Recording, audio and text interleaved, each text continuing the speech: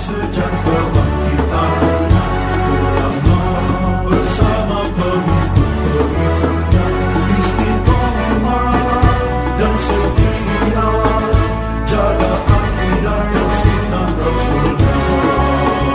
Alhamdulillah segala puji baginya, ulama bersama pengikut-pengikutnya, istiqomah dan setia, menjaga agama nusa dan bangsa.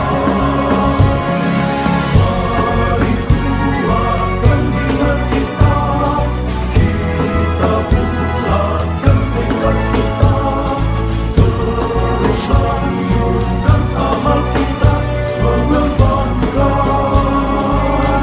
hikmah kita. Bismillahirrahmanirrahim. Qala al-musannif rahimahullah wa nafa'ana bihi wa bi'ulumihi wa bi barakatihi fid dharain amin. Qala Allah Ta'ala, afara'aita man ittakhadha ilahahu hawa. Afara'aita, maka tidakkah engkau melihat man ittakhadha ilahahu hawa, kepada orang yang menjadikan ilahahu, Tuhannya, sebagai Tuhannya, hawahu, akan hawa nafsunya. Ini aslinya maf'ul pertamanya hawahu. Manittakhadha hawahu ilah, orang yang menjadikan keinginan-keinginannya sebagai Tuhan. Tidakkah engkau melihat, wahai Muhammad, orang yang menjadikan keinginan-keinginan atau hawa nafsunya sebagai Tuhan? Ini menjelaskan tentang tauhid kemarin, bahwa tauhid yang sudah sampai sudah sampai pada inti tauhid itu sendiri, sampai kedalaman hati, itu benar-benar menafikan apapun selain Allah, wasilah, perantara, itu benar-benar enggak ditengok dan benar-benar tidak berpaling dari Allah, enggak berpaling kepada apapun. Tauhid yang sesungguhnya yang sampai hati seperti itu. Karenanya Imam Ghazali kemudian menyebutkan, dengan tauhid ini maka orang-orang yang menjadikan hawa nafsunya sebagai Tuhan ini tidak bertauhid. Walaupun dia sudah hilangkan berhala dari dalam hatinya, dia sudah hilangkan sembah-sembahan dari hidupnya, tapi kalau masih menjadikan hawa nafsunya sebagai Tuhannya, maka dia belum bertauhid juga. Karena tauhid yang sesungguhnya ini benar-benar tidak berpaling kepada selain Allah, termasuk tidak berpaling kepada akunya sendiri, atau berpaling kepada hawa nafsu sendiri. Wa qala sallallahu alaihi wasallam, dan bersabda Nabi sallallahu alaihi wasallam, abghadu ilahin ubida fil ardi indallahi ta'ala huwal hawa. Sabda Rasulullah, abghadu ilahin, Tuhan yang paling dibenci, ubida fil ardi, yang disembah di bumi, indallahi ta'ala, di sisi Allah, menurut Allah Tuhan yang paling benci atau Tuhan yang paling dibenci oleh Allah di muka bumi, huwal hawa, adalah hawa nafsu. Tuhan yang disembah oleh banyak manusia dan paling dibenci oleh Allah itu bukan patung-patung, bukan juga dupa-dupa, bukan juga sesembahan-sesembahan yang lain, jin atau apa yang dikasih sajen, bukan. Tapi yang paling Allah benci itu adalah hawa nafsu yang disembah oleh seseorang, hawa nafsu yang disembah oleh manusia. Ini yang paling Allah benci. Hawa ini bisa dari kata hawiya yahwa, yang artinya turun, atau ini dalam pengertian ini artinya hawiya yahwa, huwiyan itu artinya turun, merosot. Orang yang mengikuti hawanya ini pasti dia akan merosot, turun, derajatnya benar-benar turun di bawah derajat manusia, karena dia mengikuti hawa nafsunya. Pengertian lain, hawa itu segala sesuatu yang memang membuat jiwa itu tertarik. Nafs, jiwa yang dimaksud di sini adalah jiwa yang masih dalam taraf jiwa an-nafsul ammarah, membuat tertarik.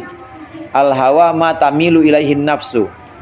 Hawa itu adalah sesuatu yang nafsu kita tertarik kepadanya, itu hawa. Jadi dua-duanya ini jadi koalisi nih. Nafsu sama hawa, ya ini benar-benar berteman. Nafsu sama hawa ini benar-benar berteman. 11-12 itu emang. Bedanya begini bedanya. Kalau hawa itu berupa keinginan-keinginan yang sifatnya itu dengki seperti itu. Dengki, kemudian ujub, kemudian berlaku kasar, itu namanya hawa tuh. Yang kayak begitu tuh model-modelnya. Nah, kalau nafsu ini sebenarnya bagus, bukannya enggak sepenuhnya jelek. Seperti nafsu ini enggak sepenuhnya jelek. Seperti cinta, kemudian berani, kemudian hemat, itu nafsu tuh. Hemat. Kemudian syahwat itu sendiri itu nafsu.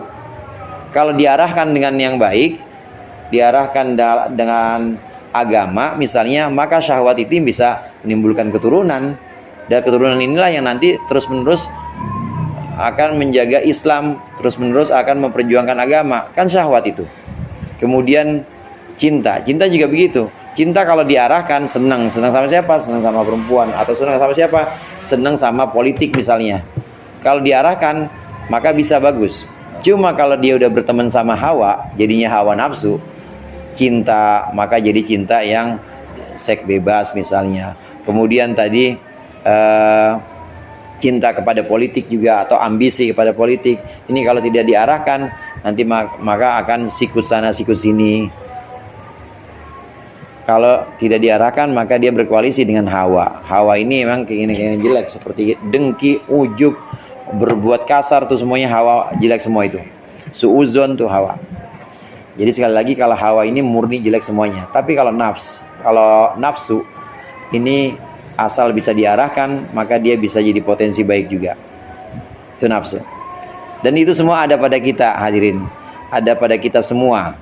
Kalau musuh yang di luar kita mah gampang. Tapi ini di dalam diri kita musuhnya. Karenanya orang yang menjadikan keinginan-keinginan seperti takabur, kemudian ujub, berlaku kasar, ini terus diturutin, pengen dengki diturutin, pengen sombong diturutin, kemudian diajak berlaku kasar diturutin, ini namanya dia sudah menjadikan hawanya sebagai Tuhan. Kalau seperti itu, maka dia sama aja tidak bertauhid. Kalau seperti itu, sama saja dia menyekutukan Allah. Karena sekutu di sini bukan hanya yang di luar diri. Bisa jadi sekutu ini ada dalam diri yang namanya hawa ini. Dan itu yang paling Allah benci. Bukan sekutu-sekutu yang berupa patung-patung. Wa ala tahqiq man ta'ammala arafa anna abidas sunami laisa ya'budu as-sunam. Dan sebenarnya man ta'ammala, siapa orang yang mengangan-angan, siapa orang yang merenungkan, arafa, maka dia akan mengenal anna abidas sonami, sesungguhnya orang yang menyembah berhala, patung, laisa ya'budus sonama, sesungguhnya dia tidak menyembah patung itu. Wa innama ya'budu hawahu, tetapi dia hanyalah menyembah hawahu, akan keinginannya. Orang punya di depan rumahnya pohon beringin. Pohon beringin ini setiap tanggal 1 sama dia dikasih sajen, ya kopi, ayam kadang-kadang. Sebenarnya bukan pohon beringin itu yang disembah.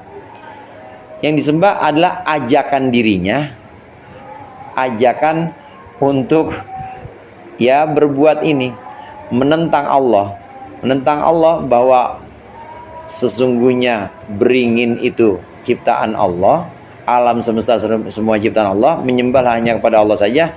Hawanya nganggap enggak, ada yang lebih dekat kok, ada yang lebih dekat tuh depan rumah, diajak begitu mau, maka itu namanya dia menyembah hawa nafsunya. Dia nggak nyembah beringin sebenarnya, tapi dia menyembah hawanya atau hawa nafsunya yang mengajak untuk menentang Allah.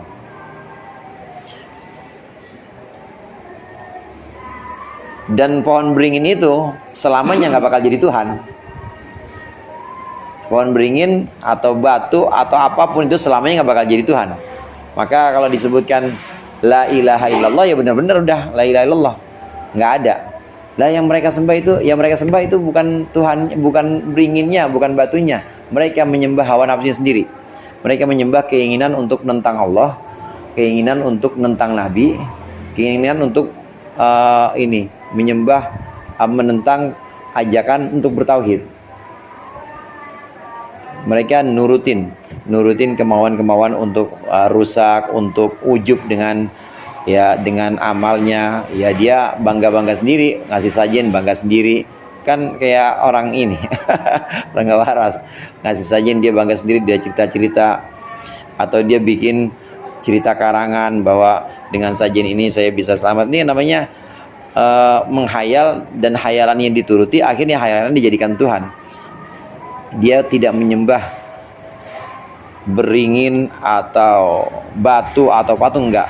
Sejatinya beringin, batu, patung tetap akan jadi apa adanya dia itu. Benda-benda itu selamanya tidak akan jadi Tuhan. Jadi yang dijadikan oleh mereka siapa? Yang jadikan Tuhan sebenarnya adalah hawanya. Dan hawa itu juga bukan Tuhan, pasti. Hawa itu adalah sesuatu yang benar-benar jelek semuanya. Idh nafsuhu ma'ilatun ila dini abaihi, karena dirinya abidus sonam itu ma'ilatun ila dini abaihi, condong kepada ajaran bapak-bapaknya Abid. Fayattabi'u dzalikal maila, maka kemudian dia mengikuti dzalikal maila, akan kecondongan itu. Wa mailun nafsi, dan bermula kecondongan nafsu, kecondongan diri, kecondongan nafsu ilal ma'lufati, kepada sesuatu yang dikarang-karang. Itu ahadul ma'ani, salah satu dari pengertian allati yu'abbaru anha bil hawa, yang diungkapkan apa anha allati bil hawa, dengan hawa. Termasuk kecenderungan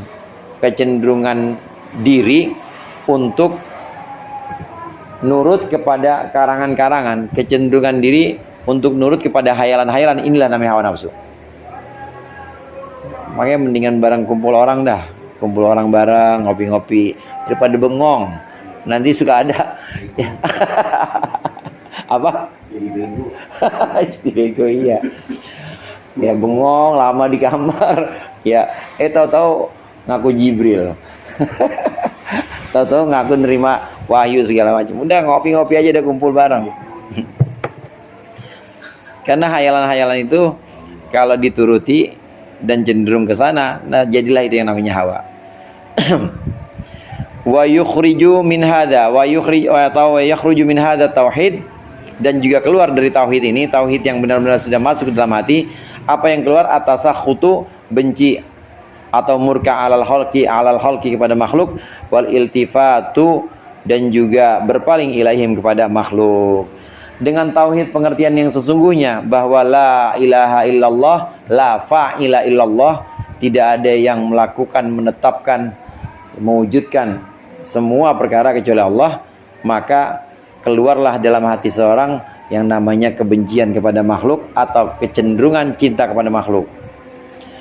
Dia cinta banget sama orang juga enggak, dia benci banget juga enggak. Kenapa? Karena tahu bahwa yang dilakukan oleh orang di depan dia ini adalah Allah yang menggerakkan. Mobilnya dikempesin, dia nggak marah. Kenapa? Ya emang begitu, Allah lagi nguji saya. Cuma perantaranya pakai orang ini. Jadi orang yang ngempesin malah dikasih duit sama dia. Dikasih duit sama dia. Kenapa? Karena dia nggak benci sama orang itu. Begitu juga kecenderungan pada makhluk. Enggak juga. Dia punya banyak fans atau dia punya banyak jamaah. Enggak juga seperti itu. Kenapa? Karena itu udah Allah yang ngatur. Allah yang sudah mengatur semua, dan dia hanya melihat itu Allah. Yang benci dia yaitu Allah sudah menetapkan, yang mencintai dia atau ngefans sama dia itu juga Allah. Maka dia nggak akan berpaling kepada makhluk. Berpaling enggak, dan juga berlari atau marah dari makhluk juga enggak. Biasa-biasa aja. Biasa-biasa aja. Tauhid yang sungguhnya akan menimbulkan sifat ini, biasa-biasa aja. Enggak pernah benci kepada makhluk, dan juga enggak pernah cinta sehingga berpaling kepada makhluk terus, enggak. Fa inna man yaral kulla minallahi azza wa jalla, maka sungguhnya orang yang melihat bahwa segala sesuatu itu dari Allah azza wa jalla, kaifa yatasakhatu ala ghairihi, bagaimana mungkin dia akan benci kepada selainnya, man. Gak mungkin dia benci pada orang lain, karena dia tahu yang orang lain lakukan itu juga Allah yang mengizinkan. Falaqad kana tauhidu ibaratan an hadzal maqami, maka sungguh ada apa tauhid itu ibaratan sebagai ungkapan an hadzal maqami, dari maqam atau dari tempat berdiri ini, dari posisi ini. Wa huwa maqamus siddiqin, dan ini hada adalah maqamus siddiqin, makom atau derajatnya orang-orang yang benar imannya. Tauhid yang sudah bergeser maknanya menjadi ilmu kalam, bukan tauhid itu yang dimaksud oleh Rasul, bukan tauhid itu yang dimaksud oleh generasi salaf pertama. Tauhid yang sesungguhnya adalah pandangan bahwa segala sesuatu itu Allah yang menggerakkan, segala sesuatu berasal dari Allah. Ini makom yang tinggi nih, tauhid yang seperti ini. Ini makom siddiqin, ini derajat orang-orang yang benar keimanannya. Siddiqin orang yang membenarkan ucapan dari ucapannya benar, kemudian hatinya benar, kemudian Allah angkat menjadi bukan hanya sedekar, bukan hanya sekedar sodik, bukan, tapi siddiq jadinya. Benar, hati sama lisan sinkron, hati sama lisan nggak pernah berlainan, sering melakukan itu, maka jadinya siddiqin. Siddiqin ini jika benar iman, jika sudah sampai tahap siddiqin benar keimanannya, maka syahadatnya bukan sembarang syahadat, ucapannya juga bukan sembarang ucapan, dan nanti Allah akan membukakan pengetahuan segala sesuatu. Ini makom siddiqin. Para wali Allah bukakan hakikat segala sesuatu. Fandur ila madza huwila, maka lihatlah ila madza, kepada apa, huwila, diubah tauhid. Maksudnya makna lafaz tauhid. Wa bi ayyi qashin qana bihi, dan dengan kulit yang mana, bagian yang mana qana'a, menerima seseorang minhu, dari tauhid. Lihatlah bagaimana tauhid itu sudah diubah maknanya, dan lihatlah bagaimana tauhid setiap orang itu masing-masing. Ada tauhidnya hanya sekedar lisan saja, ada tauhidnya yang agak pertengahan seperti ulama mutakallimin atau kita yang udah pada ngaji tauhid pasti udah bisa membuktikan Allah itu esa, membuktikan bahwa Nabi Muhammad adalah utusan Allah, membuktikan kiamat ada. Ini udah lebih dalam lagi dibandingin tauhid orang-orang awam atau yang hanya sekedar ucapan. Atau tauhidnya benar-benar sampai dalam, bukan hanya kulit dalam. Ini yang sudah maqamus siddiqin. Yang maqamus siddiqin ini memang saudara ada 3 macam. Ada orang yang dengan tauhidnya maqamus siddiqin udah sampai dalam tauhidnya. Ini ada yang nanti keluarnya dia itu disebut dengan apa ya sebutannya itu? Dia disebut dengan jalaliyun, jalali sifatnya. Jalali ini orang-orang yang sudah tinggi tingkat tauhidnya, sudah sampai hati keyakinan bahwa segala sesuatu itu dari Allah, tapi sifatnya ini jalali. Jalal ini adalah lambang dari sifat-sifat Allah yang maha agung, yang maha adil, yang maha membalas, itu jalal. Orang yang sudah sampai tahap tauhid kemudian munculnya ini sifat jalali, ini biasanya syariat banget. Syariat banget. Jadi ada orang tinggal sholat aja marah-marah benar dia, syariat banget. Kemudian ada kemaksiatan di kampungnya, dia paling depan. Tapi sudah sampai pada tauhid yang hati, udah benar-benar sampai tauhid hati. Ada yang jamali. Jamali ini lebih kepada kebijakan, lebih bijak gitu. Jadi nggak terlalu kereng dan nggak terlalu galak. Ada yang jamali. Jadi munculnya keluarannya, outputnya masing-masing itu beda juga. Sama sampai makom siddiqin juga, sama sudah sampai pada tauhid yang tingkat tinggi dalam hati, tapi keluarnya jamali, sifat-sifat yang indah. Ada yang nggak sholat, ya udah ntar didoain aja, ntar sholat. Atau ada maksiat kampungnya, yuk kita doain sama-sama, misalnya lebih begitu. Ada yang jamali kayak begitu. Ada yang kamali. Kamali ini sempurna, memadukan antara dua ini, memadukan diantara jalali dengan kamali. Di antara wali songo itu ada yang jalali, ada yang jamali. Yang jamali ya barangkali seperti Syekh Siti Jenar misalnya, itu jamali.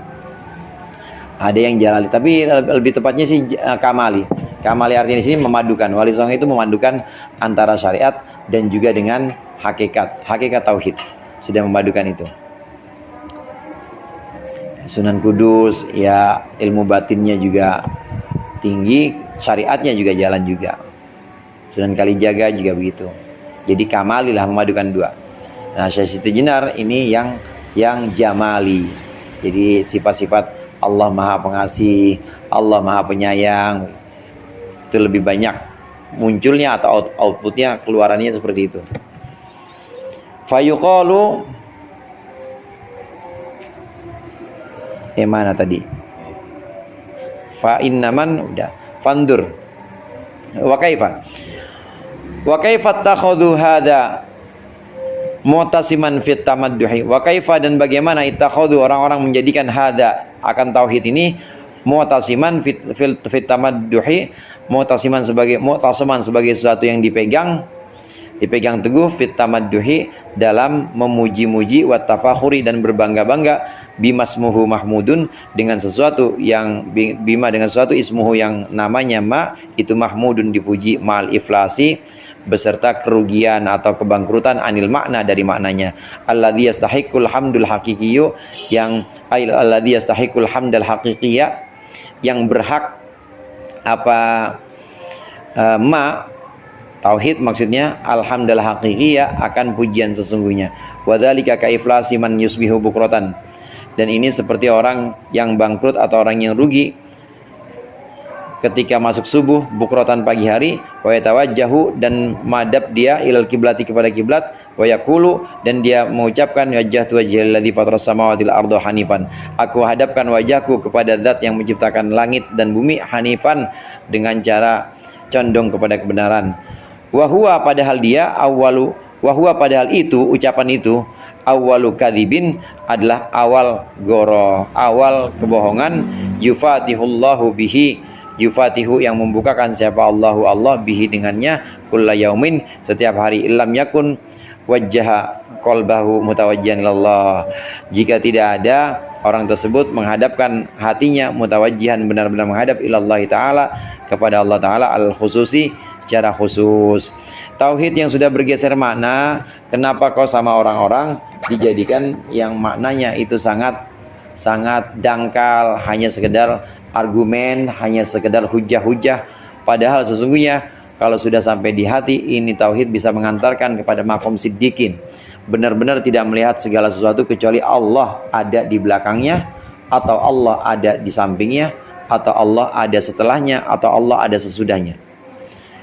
Orang yang sudah tauhid sebenarnya, tauhid yang sesungguhnya ini mengantarkan melihat Allah paling tidak sebelum sesuatu, atau bersama sesuatu, atau setelah sesuatu, paling tidak begitu.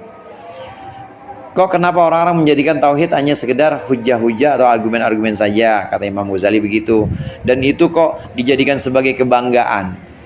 Ulama-ulama mutakalimin maksudnya disindir sama Imam Ghazali, dijadikan sebagai kebanggaan, padahal yang sesungguhnya bisa dibanggakan dan bisa dipuji tauhid yang ke dalam hati dan bisa sampai makom siddiqin ini. Yang demikian ini bangga-bangga, kebanggaan semu ini kayak orang pagi-pagi sudah wajjahtu wajhiyal ladzi fataras samawati wal ard, udah baca doa iftitah, tapi nanti lepas salat subuh udah hatinya udah enggak ke Allah lagi. Ini dibuka hari dengan kebohongan, kata Imam Ghazali. Ini keras ini kitab nih, awal-awal begini aja udah awal-awal aja udah diginiin kita ngucap begitu, ngucap dengan ikrar dalam salat kita bahwa aku hadapkan wajahku ya Allah atau diriku hanya kepadamu ya Allah. Tapi rapi salat ternyata kita berpaling lagi dari Allah, pusing mikirin selain Allah. Kata Imam Ghazali, ini yang namanya orang rugi. Kok berbangga dengan ucapan wajjahtu wajhiyah dalam sholatnya, tapi selesai itu dia lupa lagi sama Allah. Sama halnya dengan ruginya orang yang bilang nih tauhid, ahli tauhid, nih ahli argumentasi, nih ahli hujah. Kalau debat menang mulu karena dia apal kitab-kitab tauhid. Itu yang namanya rugi begitu. Cuma sekedar apal saja atau cuma sekedar bisa berhujah tapi nggak masuk dalam hati. Sama seperti orang sholat cuma sekedar ucapan saja, nggak masuk dalam hati, selesai sholat berpaling lagi dari Allah kepada selain Allah. Ini ditegur oleh Imam Ghazali kita ini. Kita ikrarnya kita sungguhkan lagi, dan di luar sholat harus kita benar-benar hadapkan hati kita hanya kepada Allah. Wallahu a'lam bishawab. Al-Fatihah.